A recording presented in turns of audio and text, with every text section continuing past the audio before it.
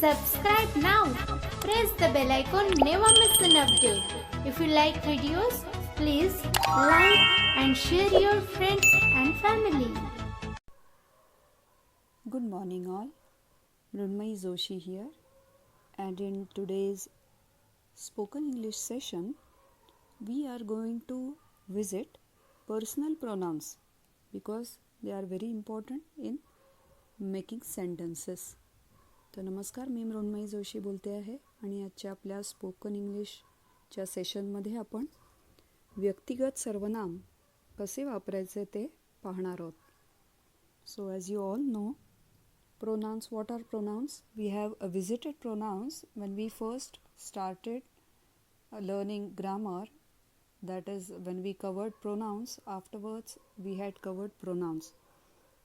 We had not got in much detail, but now I wish I would touch the topic of pronouns a bit deeply. तर आपण सुरुवातीला जेव्हा grammar घ्यायला सुरुवात केली होती तेव्हा ग्रामरचे बेसिक्स झाल्यानंतर आपण नाम अर्थात नाउन्स पाहिले होते आणि प्रोनाउन्सही त्यावेळेस पाहिलेले होते. पण मला आता वाटतं आहे की प्रोनाउन्सचे जे टाईप्स आहेत, जे प्रकार आहेत, फॉर एक्झाम्पल आज आपण पर्सनल प्रोनाउन्स बघणार आहोत, तर ते एकदा नीट समजून घेण्याची खूप गरज आहे. तर just to revise, what are pronouns? A pronoun is a word that is used in place of a noun. म्हणजेच नामाच्या ऐवजी जो शब्द वापरतात त्याला प्रोनाउन असे म्हणतात. आता त्यातला पहिला प्रकार असतो पर्सनल प्रोनाउन्स, म्हणजे व्यक्तिगत सर्वनाम. तर मला वाटतं आधीच्या सेशनमध्ये कुठेतरी हा टॉपिक कवर झालेला आहे, पण I am visiting this topic again because it is very important in forming sentences. Forming correct sentences. So let us visit this personal pronouns. So what are personal pronouns in English? The personal pronouns in English are I, we, you, he, she, it and they. Now I am going to talk about pronouns, how to use them, personal pronouns when they come as a subject or as an object. म्हणजेच जेव्हा ते pronoun कर्ता म्हणून येतात तेव्हा काय फॉर्ममध्ये येतात आणि ऑब्जेक्टिव्ह म्हणजे कर्म म्हणून असतात तेव्हा काय असतात. तसंच ते एकवचनी आहेत का अनेकवचनी आणि त्यांचं जेंडर काय आहे, स्त्रीलिंग आहेत का पुल्लिंग आहेत आणि ते कशाला रेफर करतात ह्याप्रमाणे बऱ्याच गोष्टी बदलत राहतात. सो सुरुवात करूयात आपण. जर आपण म्हणलं आय, तर आय म्हणजे मराठीत मी.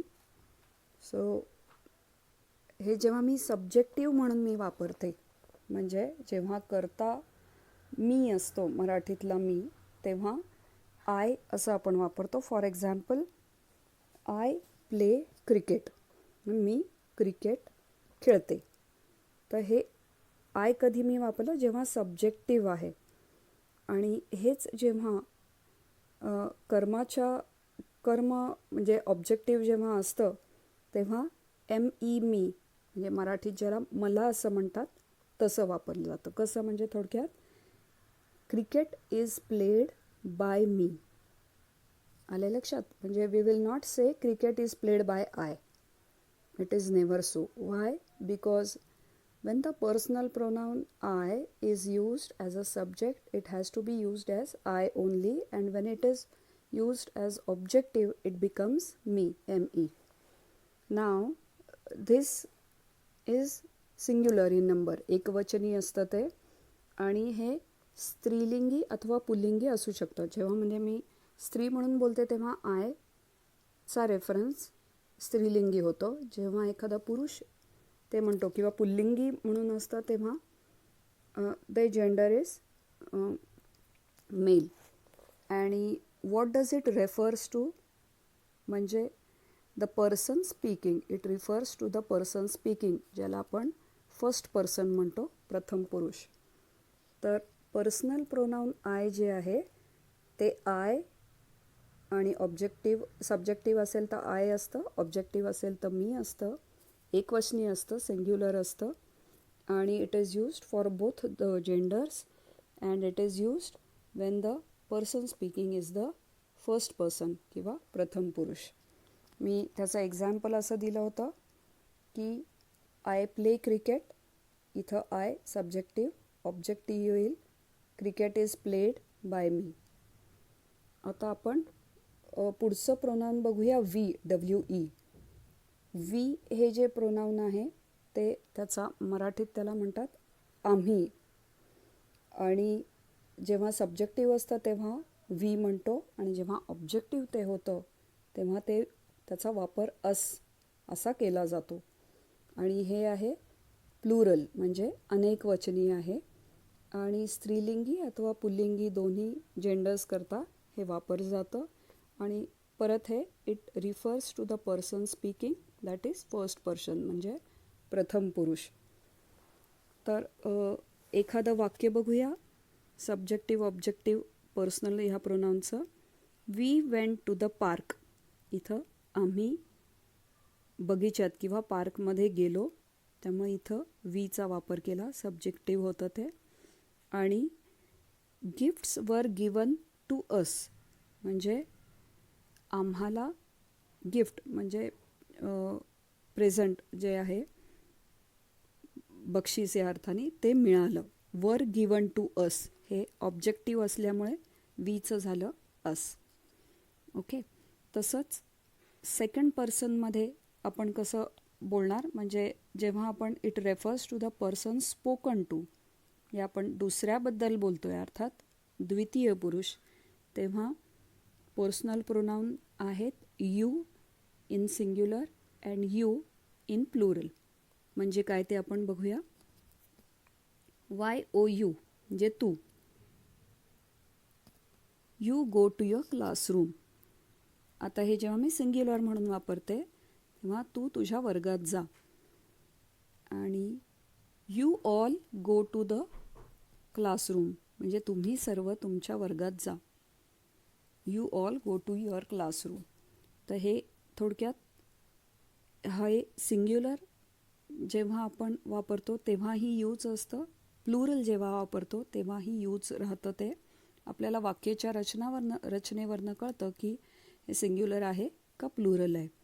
तसंच हे दोन्ही लिंगांकरता म्हणजे स्त्रीलिंगी ॲज वेल ॲज पुल्लिंगी वापरलं जातं. It is used for both the genders.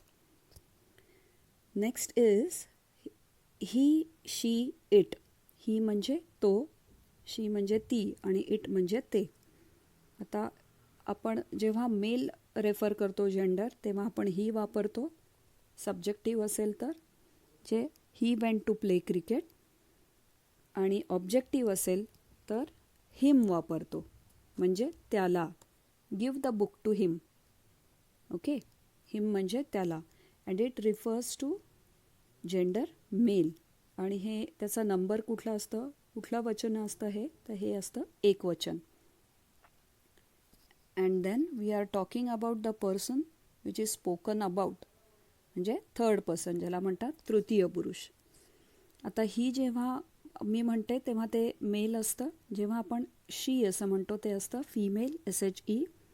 आणि सब्जेक्टिव्ह असेल तर शी असतं म्हणजे शी गोज टू सिंगिंग क्लास. आणि जेव्हा ते ऑब्जेक्टिव्ह होतं पर्सनल प्रोनाउन तेव्हा त्याला हर असा आपण त्याचा वापर करतो. हर.